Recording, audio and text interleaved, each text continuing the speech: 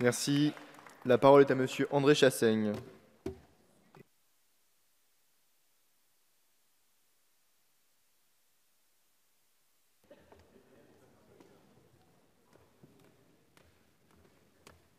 Bonjour, cher Président.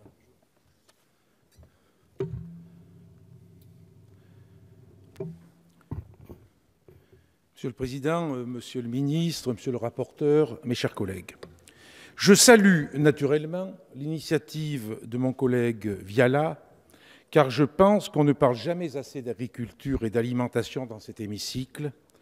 Allons donc aujourd'hui jusqu'au bout du débat, sans rejet préalable, avant la discussion des articles.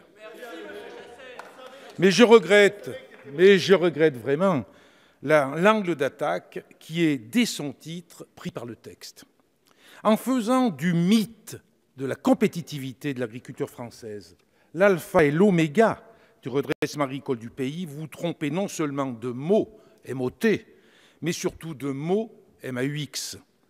Et pour bien comprendre les choses, il faut, à mon sens, commencer par bien nommer les mots MAUX. Car la profonde crise de revenus que vivent nos paysans européens et français n'est pas, de mon point de vue, simplement conjoncturelle, liée à des aléas successifs ou aux seules contraintes administratives et fiscales, voire environnementales. Cette crise, elle est structurellement contenue dans les choix politiques d'abandon des outils de régulation et d'intervention sur les prix d'achat de production. Je pense en particulier à la maîtrise des volumes et du stockage. Ces choix politiques sont en lien avec l'ouverture des échanges et la toute-puissance laissée à des opérateurs industriels et de la grande distribution au détriment de la valeur ajoutée conservée par les producteurs. Chers collègues, ce n'est pas d'un manque de compétitivité prix dont souffrent nos paysans, mais ils souffrent d'un manque de revenus tirés du prix de vente de leur production. Ce n'est pas la même chose. Cette crise structurelle prend racine dans l'application de la doctrine néolibérale du secteur agricole depuis plus de 30 ans. Toujours aller vers le prix le plus bas. Quel miroir aux alouettes! Monsieur le rapporteur, monsieur le ministre, chers collègues, j'ai la conviction que nous ne changerons pas en profondeur les conditions de vie, de travail, de production de nos agriculteurs sans nous attaquer à la racine des maux de l'agriculture. Pour agir efficacement, il faut des mesures fortes et non de simples palliatifs. Nous le voyons d'ailleurs aujourd'hui. Après avoir agité pendant quelques semaines, Monsieur le ministre, le chiffon rouge des États généraux de l'alimentation, le président de la République et le gouvernement ont fini par nous annoncer une forme de révolution copernicienne en la matière. La révolution qui porterait sur la répartition de la valeur ajoutée.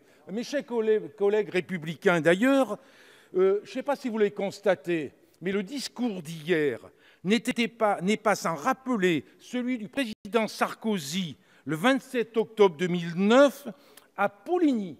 Je vous invite à le relire et vous verrez qu'il y a un peu de copier-coller dans les propos du président de la République. Mais on sait quelle suite a été donnée à ce discours de Poligny.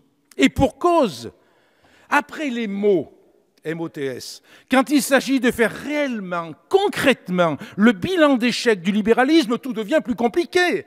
Tout devient plus compliqué quand on continue de vouloir s'enfermer dans la nasse de la contractualisation censée régler des déséquilibres. Aussi, nous attendons, Monsieur le ministre, sur quoi portera l'intervention annoncée de la puissance publique. Parce qu'après les sonneries de clairon et le bruit des tambours, il faudra bien intervenir sur le fond du problème, c'est-à-dire intervenir directement dans le rapport des forces entre les acteurs économiques aux capacités d'action totalement déséquilibrées. Nous savons bien que les clauses contractuelles exigibles avec de soi-disant accords de modération de marge, en fait, n'interviendront qu'à la marge sur le problème persistant.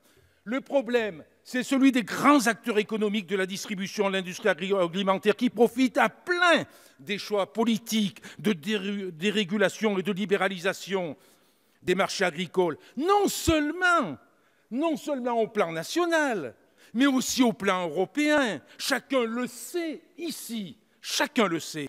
Si l'agriculture n'est pas sortie du droit à la concurrence européen, nous ne pourrons pas imposer le prix minimum indispensable à la garantie de revenus. Tout le reste, monsieur le ministre, monsieur le rapporteur, chers collègues, tout le reste, c'est de la poudre aux yeux. C'est de la poudre aux yeux.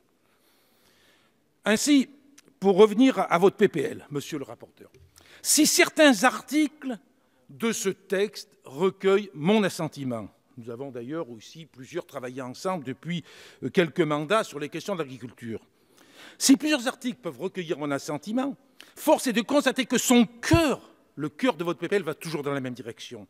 C'est l'accompagnement du libéralisme. En analysant précisément son chapitre 5, me reviennent à la mémoire les échanges que nous avions déjà en 2010 lors de l'examen du projet de loi de modernisation de l'agriculture porté à l'époque par votre compagnon de parti, le ministre Bruno Le Maire. Il était déjà en pleine marche libérale qu'il poursuit aujourd'hui par-delà les appartenances partisanes, passons. Je ne résiste pas à vous livrer mon appréciation d'alors, tandis que le ministre déroulait le tapis vert de la contractualisation comme seule réponse politique capable de répondre à la crise des revenus des agriculteurs. Je lui disais, votre projet s'en tient à agiter le seul épouvantail de la contractualisation volontaire et de l'assurance privée pour repousser les menaces liées à la libéralisation totale des échanges agricoles, contractualisation, assurance privée, la boucle est bouclée. Il n'y a pas de place pour les politiques publiques dans la sphère marchande, pas de place pour les mesures cohérentes d'intervention, de gestion de l'offre et d'orientation en matière de prix. Et là, ces propos, je pourrais les adresser aujourd'hui à vous-même, Monsieur le ministre, et au Président de la République. Nous verrons quelle place on aura pour les politiques publiques dans la sphère marchande. Nous verrons quelle place on aura pour des mesures cohérentes d'intervention. Nous verrons comment on pourra gérer l'offre et l'orientation en matière de prix. Nous verrons s'il y aura le courage politique de remettre en cause la politique agricole commune qui, elle, tire toujours les prix vers le bas. Nous verrons sur les actes et nous aurons l'occasion d'en discuter. Mais déjà à l'époque, les organisations syndicales que nous avions auditionnées, les anciens s'en souviennent peut-être, déjà il n'en est pas beaucoup qui partageaient l'enthousiasme sur la contractualisation telle qu'elle était présentée. D'une façon générale, déjà, les organisations syndicales agricoles disaient que c'était un leurre plus qu'une solution. Un leurre plus qu'une solution. Elles soulignaient la nécessité d'une politique de régulation des marchés et d'outils d'intervention sur la définition des prix, c'est-à-dire que là, on touche directement à la politique agricole commune. Je pourrais aussi reprendre d'autres propos, mais j'ai peur de dépasser mon temps, donc je vais sauter une partie de mon intervention. C'est dommage, vous allez le regretter. J'ai le sentiment douloureux, mais moi vous me déséquilibrez là, j'ai le sentiment douloureux que nous continuions avec ce texte, comme avec les États généraux de l'alimentation, de tourner en rond autour des vraies solutions qui s'imposent, mais sans jamais vouloir aboutir. Et pour cause. Il s'agirait dans les solutions de remettre en cause les préceptes qui guident aujourd'hui l'ensemble des politiques européennes et nationales. Beaucoup d'entre vous, d'ailleurs, ont pu suivre des débats et des propositions de loi que j'ai pu porter lors du mandat précédent. D'ailleurs, j'aurai des amendements qui arriveront, je les en discussion. C'est important qu'on aille jusqu'au bout de la discussion, parce que je crois qu'il faut des mesures fortes, il faut inscrire dans la loi des mesures fortes pour garantir le revenu des agriculteurs sur la question centrale de la répartition de la valeur ajoutée. Je ne désespère pas que nous trouvions ensemble, d'ailleurs, des points d'accord. Mais je souhaite, pour terminer, revenir sur un grand trou dans la raquette de votre PPL. Et d'ailleurs, ce trou, je le trouve aussi dans l'intervention du Président de la République, qui a évacué un peu trop facilement le problème, c'est celui de des conséquences de la mise en application et de la poursuite des accords de libre-échange. À ce sujet, L'audition ce mardi du commissaire européen à l'agriculture, M. Phil Hogan, a confirmé, s'il le fallait encore, toutes nos craintes quant au positionnement de la Commission, mais aussi du gouvernement français à l'égard du CETA et des négociations entre l'Union européenne et le Mercosur. On s'émeut en public devant le responsable agricole, on gonfle les muscles pour paraître volontaire, on annonce la révolution des prix, mais on appuie sur l'accélérateur aux côtés de M. Juncker en Conseil des ministres européens. C'est ça la réalité. Mes chers collègues, non seulement aucune réelle garantie n'a été apportée sur le volet agricole du CETA, soit en manière de respect des normes européennes ou de qualité des productions, mais on entend bien se servir du CETA comme base de négociation des futurs accords. Naturellement, M. Hogan, comme le président Macron, ne sont pas en capacité de nous justifier l'intérêt pour notre agriculture que vont représenter ces accords. Et je dirais qu'au contraire, ces accords, ils vont réduire à néant tous les efforts qui peuvent être faits. De la même façon que si on ne bouleverse pas la politique agricole commune, on peut faire tous les efforts, vous pouvez faire une révolution copernicienne, elle restera limitée, cette révolution copernicienne, à des mots, et au final, on aura les mots MAUX pour les paysans de notre pays.